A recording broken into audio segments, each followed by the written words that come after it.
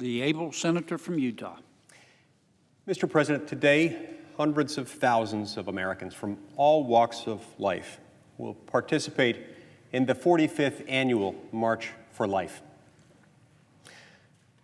This begs the question, why do all these citizens march year after year? It certainly isn't for their health or for the media coverage. No, these Americans march on behalf of those who cannot.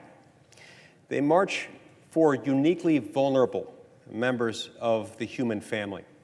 They march for the unborn, for those threatened by abortion, and for the countless millions of innocent lives already lost. These Americans march to protest the legal regime that sustains abortion, the cornerstone of that crumbling edifice is Roe v. Wade, the 1973 Supreme Court case that invented a right to abortion in the Constitution, and in so doing, stripped the unborn of their right to life.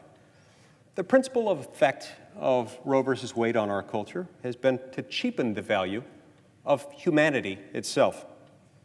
Roe has insinuated into the law a poisonous notion, the notion that some human beings may be treated as things, as objects to be discarded when they're inconvenient.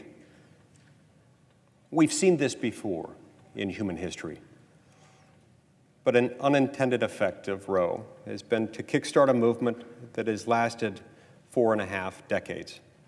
Roe did not resolve the abortion debate, although it tried to. Rather, it intensified that very debate. The nation's conscience was not deadened by Roe's euphemisms and evasions. Rather, it was brought to life. Like a fire bell in the night, Roe awakened a generation of Americans to the injustice of abortion. Countless thousands of them are marching in Washington, D.C., in Salt Lake City, and in cities all across the country today. But the institution of abortion still has its stalwart defenders, vociferous defenders even. Now, one may ask, why does this issue arouse such anger and such passion as it so often does? I argue that it's because the pro-life and pro-abortion movements offer competing and mutually inconsistent visions, moral visions for our society. Indeed, competing arguments about human dignity and even about what it means to be human in the first place. Both moral visions are, in one sense, as old as the nation. They have appeared in various guises throughout American history. But there is a consistent trend in how the clash of visions has played out in every era. The vision advanced by the pro-life movement has inspired righteous protests. The other vision has been used to rationalize hideous injustices. The pro-life vision embraces our country's noblest truth. The pro-abortion vision twists it. Let me explain what I mean.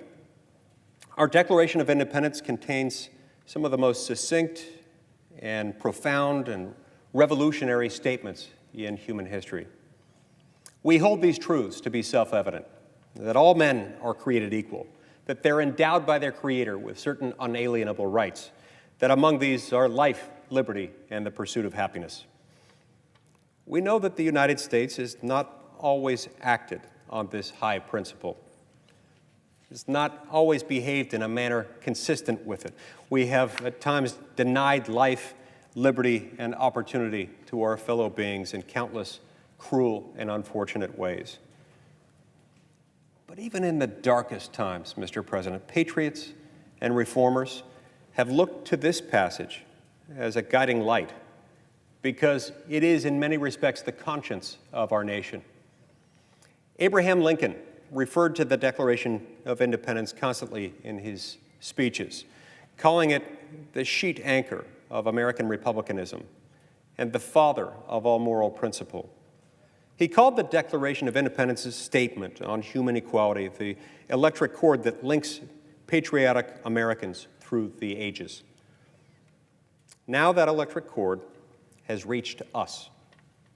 It is a direct line that runs from the founding generation to the very heart of the pro-life movement today.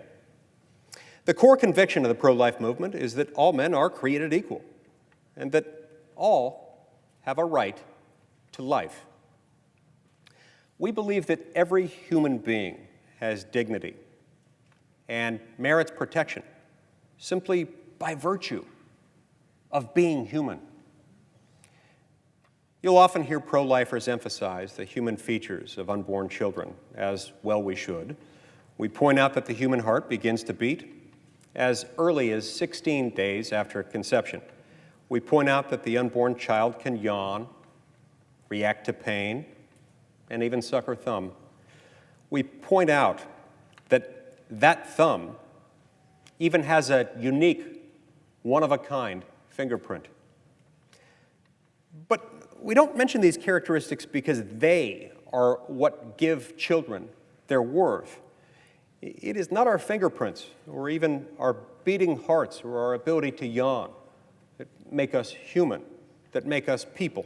Rather, we point to these characteristics because they, in turn, point to something far more fundamental. They point to the inescapable fact that the unborn child is a human being, just like us. It is that endowment, it is that shared humanity that gives us all moral worth. And so, to summarize the pro-life position, we have only to repeat those 5 words in the Declaration of Independence. All men are created equal. All, therefore, are entitled to life. But to be sure, not everyone shares the belief that all men are created equal. At various times, this very belief that is so much at the core of who we are and what we believe as Americans has been called an error of the past generation. It's even been called a self-evident lie. Few today would denounce the Declaration of Independence in such terms. But defenders of abortion still repudiate the Declaration by their very actions and by the arguments they advance to protect abortion. Defenders of abortion no longer dispute that unborn children are living human beings. How could they? Science testifies unequivocally to our shared humanity. Most sophisticated defenders of abortion do not even dispute that abortion is a violent act. If you don't believe me on this point, perhaps you'll believe Ronald Dworkin, a prominent apologist for the pro-choice position. Abortion, Dworkin writes, is deliberately killing a developing human embryo. He goes on to describe abortion as a choice for death. So if abortion defenders do not deny the humanity of the fetus, and if they do not deny that abortion kills the fetus, how then do they defend abortion? In short, they do it by segregating the human family, in effect, into 2 classes: human beings who are worthy of life, sometimes called human persons, and human beings who are unworthy of life, human non-persons. According to this view, human beings do not deserve protection on the basis of their humanity alone. Rather, they acquire the right to life when they attain certain characteristics, usually some level of cognitive ability or bodily development. Since the unborn lack these magical personhood qualities, they lack the right to life and may be dismembered in the womb. They are human non-persons, or so the argument goes. There are many problems with this chilling view. It has been rebutted at length by smarter men and women than me, but for the purposes of today, it's enough to point out that the track record of this argument is dubious. Because it just so happens that every time mankind has been artificially divided into classes, into persons and non-persons, based on their race, sex, genetic fitness, or any other attribute, the result has been calamity. Which leads to a very simple question that has never been satisfactorily answered by abortion's defenders. Why should we believe that this time is any different? Abortion is a very difficult subject matter for so many reasons, but on another level, it's really quite simple. Our society has to choose between the two visions of human dignity described above. Put simply, do we believe that all men are created equal, or that some, perhaps, are somehow more equal than others? This simple question deserves a simple response.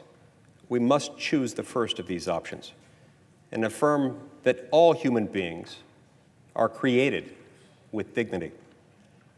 And we must reject all attempts to separate the human family into higher and lower classes.